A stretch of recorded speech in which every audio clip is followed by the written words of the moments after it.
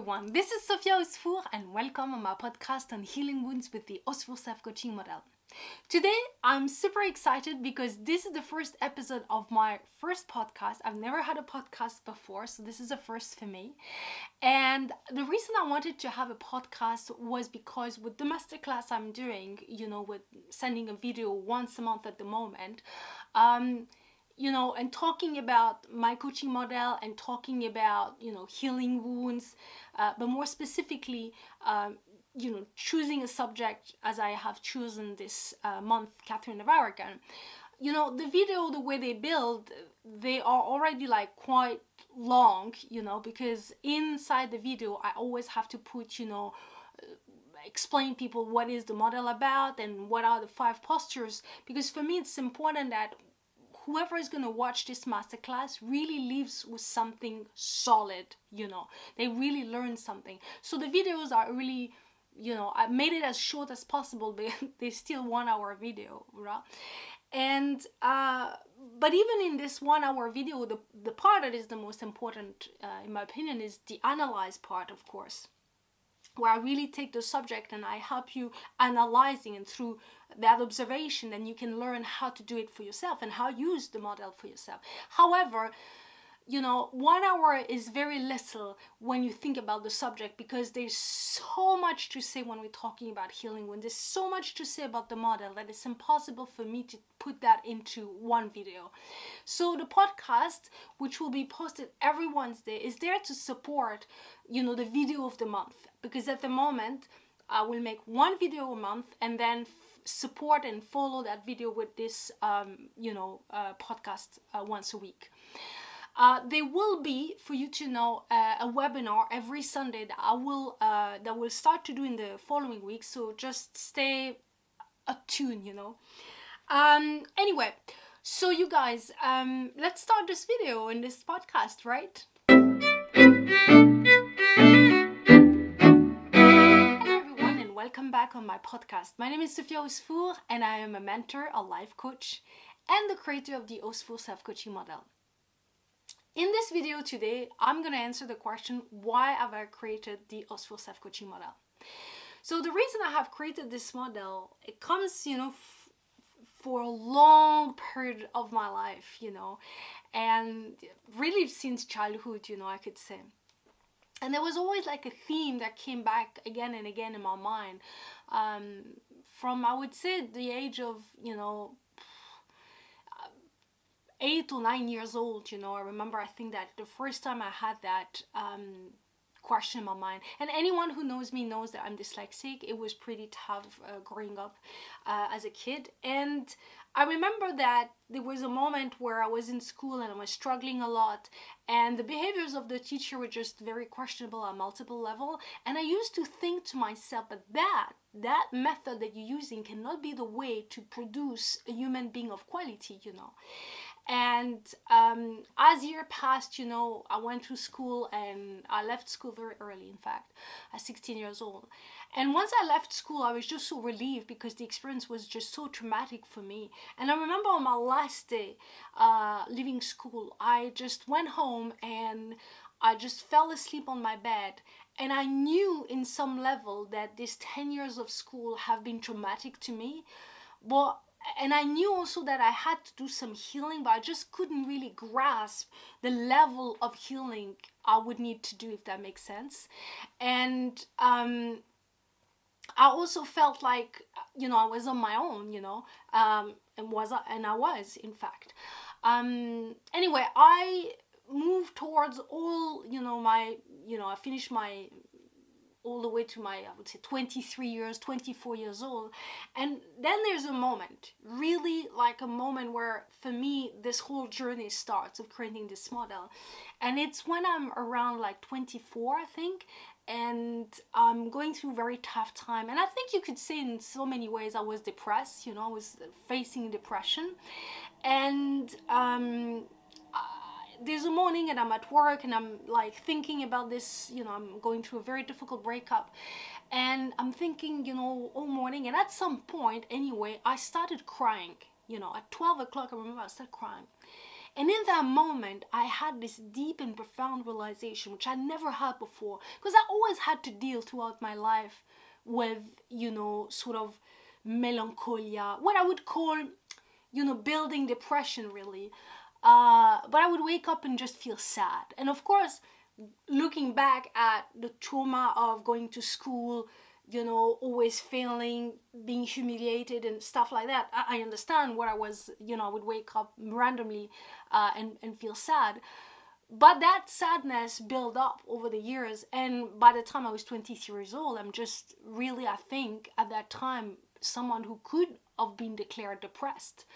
But listen, I had no clue. I didn't have access to psychologue or anything like that. So I was just on my own anyway. So until that moment where I really realized that my thought was the reason I started crying. And until that moment, I always thought that my emotions were controlling my thoughts, And so there was nothing I could do about my emotions because they were so powerful. Go ahead and tell someone who feels sad, oh, stop feeling sad. But in that moment, I really understood, wow, actually it's the opposite that works. It's actually my thought, the fact that I was thinking all morning, all those things all day long, all morning, that made me cry. And then in that moment, there was a door that opened for me because I realized, you know what? I can't do much about my emotion, but I can definitely do something about my feelings, about my thoughts. I can control my thoughts.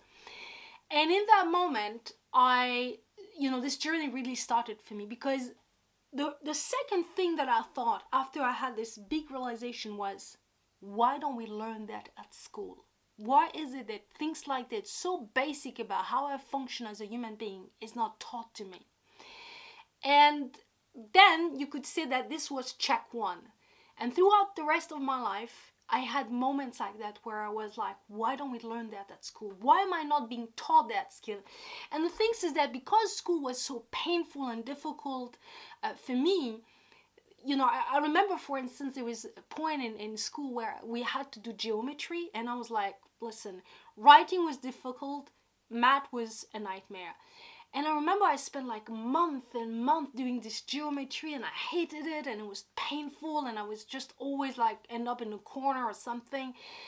And in that moment, I'm thinking, instead of wasting my time teaching me about geometry, which is literally was the exercise was to take a circle and move it from another place. Like, I'm not saying it's not important. I'm just saying, how is this going to help me on my daily life? That's what I want to know. And it's not, and it never did. On the other hand, if I would have been taught how to control my thoughts so that I can have an effect on my emotion, that would be much more helpful on a daily basis.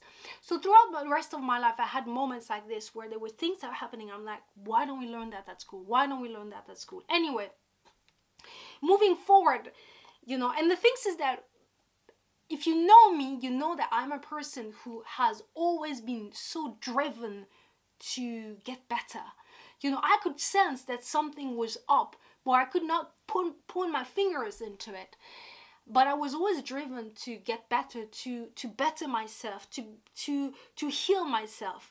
But it's been a difficult and long journey. And I can really look back at it and tell you that the reason they made it so long is not because of my unwillingness or my inability, but it was basically most of the time I didn't have the tools. I was not provided with tools and knowledge that we do have as a society, but we just don't put it in a place and give it to young adults or children even.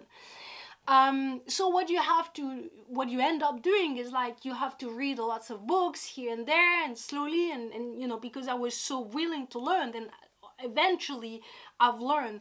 But also I have developed skills of my own from a very young age because I was put in a position where I just had to go through tough time and I had to deal with that.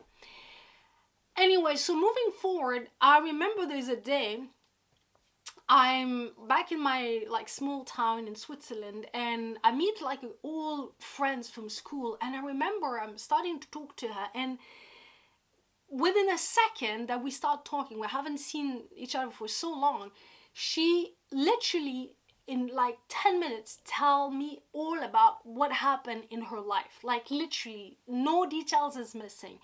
And I'm thinking, wow. And it's like she's talking so fast.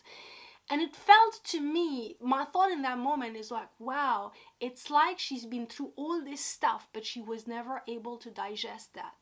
And in that moment, there was like, I could tell the difference. I was like, wow, what's the difference between me and her?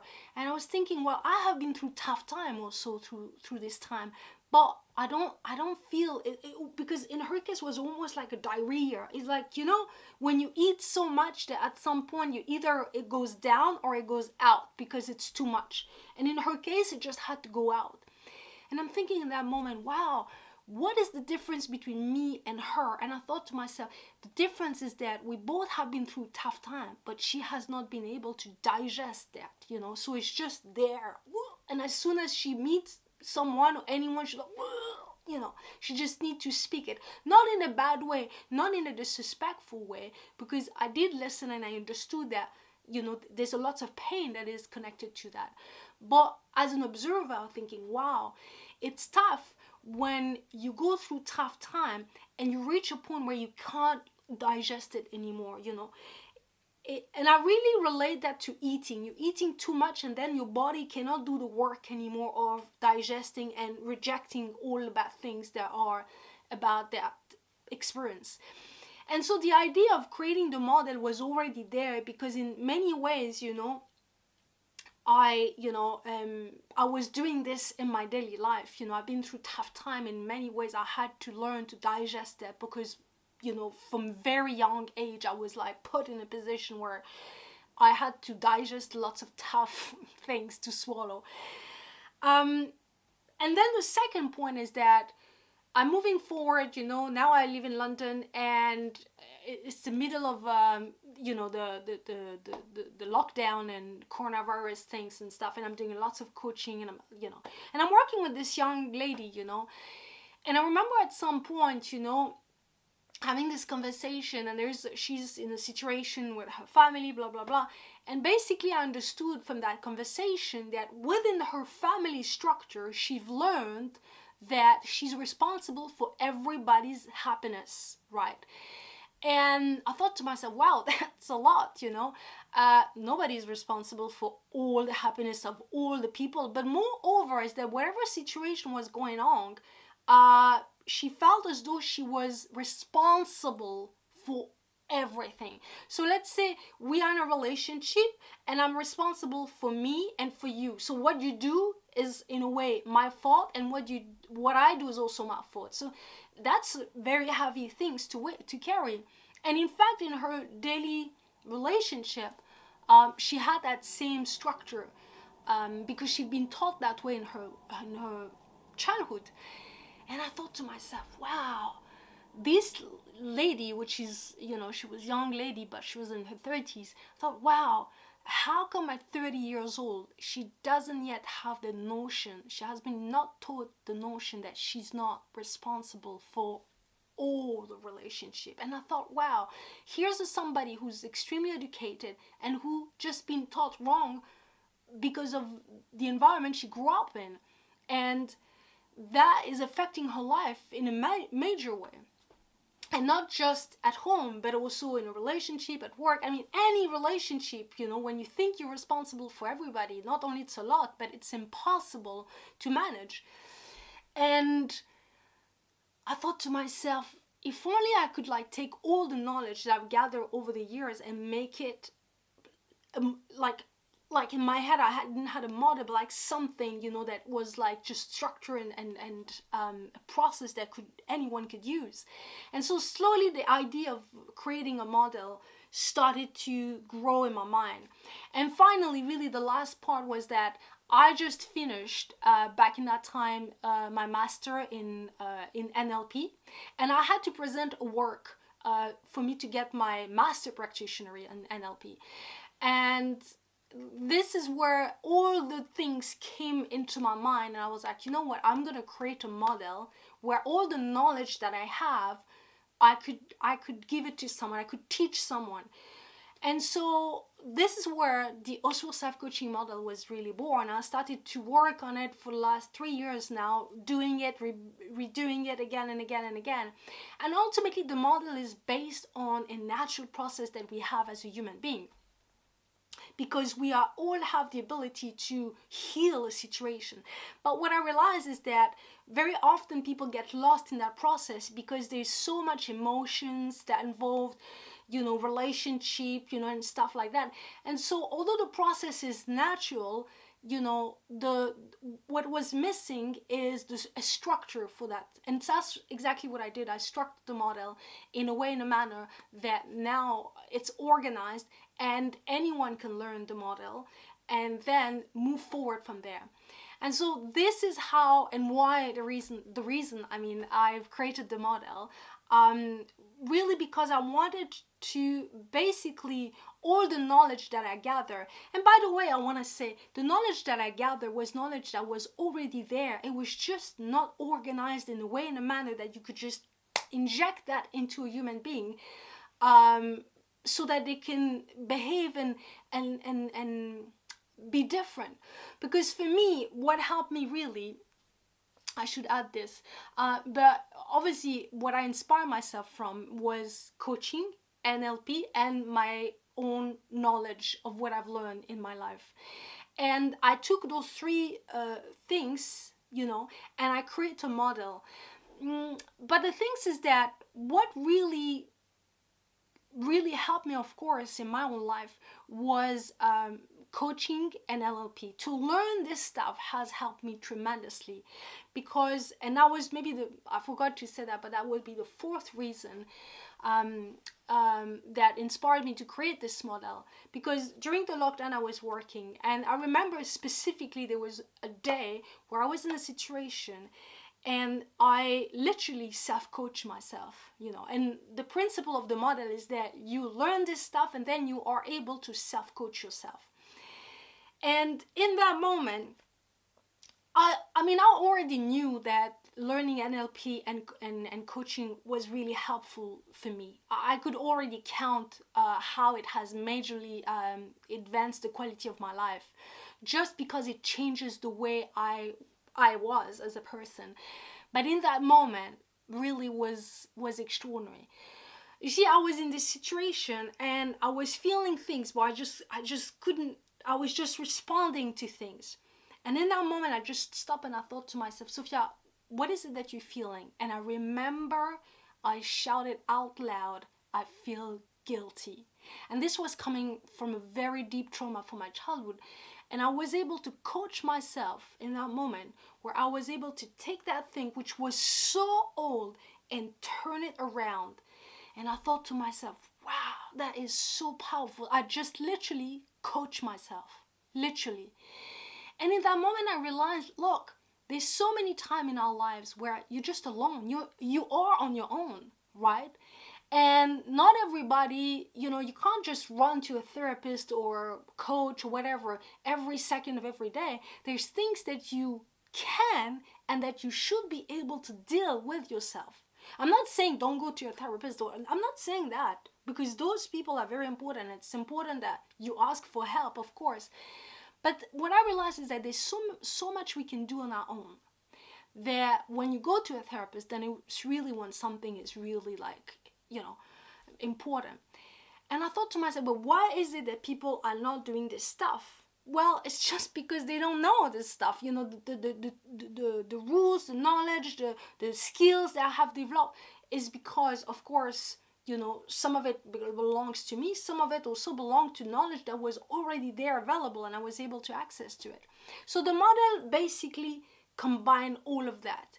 And it's basically designed so that you can self-coach yourself, because you, at the end of the day, and I take that from Milton Erickson, who is considered one of the greatest therapists in the world. And he used to say, hypnotherapist, in the world. He used to say, look, I'm not doing much. All I'm doing is that I'm using the subconscious mind of the person, because ultimately the greatest therapist you can have is your subconscious mind, because it's been there since day one. And you guys, the first time I've heard about this idea, my mind was blown away, because I thought it's true. It is true. You know, who knows you best than yourself? No one. No one. And it makes sense to think that, of course, self-coaching yourself and having the tools to do it, because there's a way to do it. You can't just do anything. But it would be powerful. And it is powerful, because I'm a living proof that it is powerful. I'm using it every single day in my life. And I was a person who was deeply wounded, and I've learned those tools, and my life literally transformed. Now, the wounds are all there, and my life has not changed that much, like literally. But the way I am, or the way I process what I go through, has completely transformed. Literally. From one thing to another. Things that used to be so painful to me, they're still there, but they're not painful anymore, just because I was able to have a different point of view of it. And so the model combined all of that, which I think is so powerful. The other process, or the other concept the model is based on, it is something I believe, you know, all my life. I remember the first time I had that thought, I was very young, I was 7 years old. And it was this idea that life, is like a school. And that every experiences that we're going through, you're supposed to learn something. Now, obviously, listen, there are experiences that are really tough in life. And although they're not very agreeable, somehow you just pass on and that's it. You deal with it and that's you done. And there's some others where you're just stuck in it. Those ones are the more important one. The one that you stuck on it and you keeps on coming back at you again and again and again. And so for me, this was really, really the moment where I was thinking, yeah, this speaks to me. And I combined those two ideas, you know, the fact that you can be your self-coach and that life is school, and using experiences to recycle them and grow. I mean, it makes sense. It's logical. But listen, we know for a fact that we're going to have, as a human being, to go through tough time, regardless of who you are.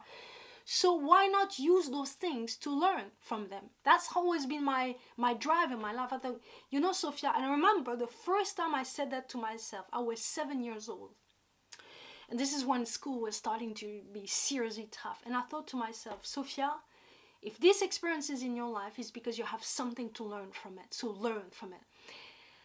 And I started to learn. And that's why, like I said, some of the principle of this model is just based on the tools that I have developed over the years. But to go back to that story I was telling you about my friend who I spoke, you know, and suddenly was just, you know, vomiting all that happened in the last years of our lives, is what I realized in that moment is that she didn't have that skill where she was able to go through stuff, but not just go through it, being able to absorb it, learn from it, and get rid of it.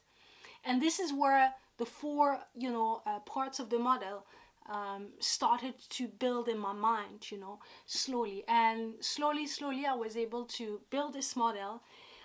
It is a work in progress, but I'm using it myself every day, and I can tell you it's quite amazing. And I wish that everyone has this tool. But I hope that now showing the videos and analyzing through this masterclass will help people to understand it more. Because what's difficult about this subject, I want to say, is that it's very abstract. You know, it's not like I'm selling a computer and yeah, it's very abstract. You know, I'm telling you healing wounds. Most of the people would rather never go in those places. But to have that tool and healing with it, because listen, let me rephrase that. Regardless of the fact that you want to deal with your wounds or not, it doesn't matter. They're dealing with you. So dealing with them is the most logical thing to do. It's the most wise thing to do, because it's there. And if it's there, there's results that are coming into your life. but you have the tools to deal with them, that is really the wise move to make. And that's what this model provides you, is the tools to deal with them, because one way or another, it's dealing with you. So it's either you dealing with them or they're dealing with you. And so that was the purpose of creating this model. Guys, I'm not gonna make long video today on this podcast. I just wanted to give you a quick explanation about why I have created the Osfour Self-Coaching model and this masterclass. I'm gonna send, like I said, every Wednesday will be this podcast on my YouTube channel. Once a month at the moment, I'm gonna make a video of analyze where I take a subject. Next month will be Henry VIII, this month with Catherine of Aragon. And we analyze, you know, further, or I'll pick up on some details, or if you have a question, I'll be more than happy to answer. And also every Sunday, I'm gonna start this in the next weeks, I don't know exactly when, but soon, to do a webinar where I, one step further, you can work on, with me in this webinar and the worksheet, and learn more about the Osfour Self-Coaching model and how to use it. Remember that on this masterclass, I'm teaching you the basic of the model, but if you're interested in working on one-to-one with me and learning about the whole model, then don't hesitate to send me an email. You can find the link below, or to go on my website. Okay, so you guys, until next week, all I'm gonna say to you is peace, love, and light. Bye bye.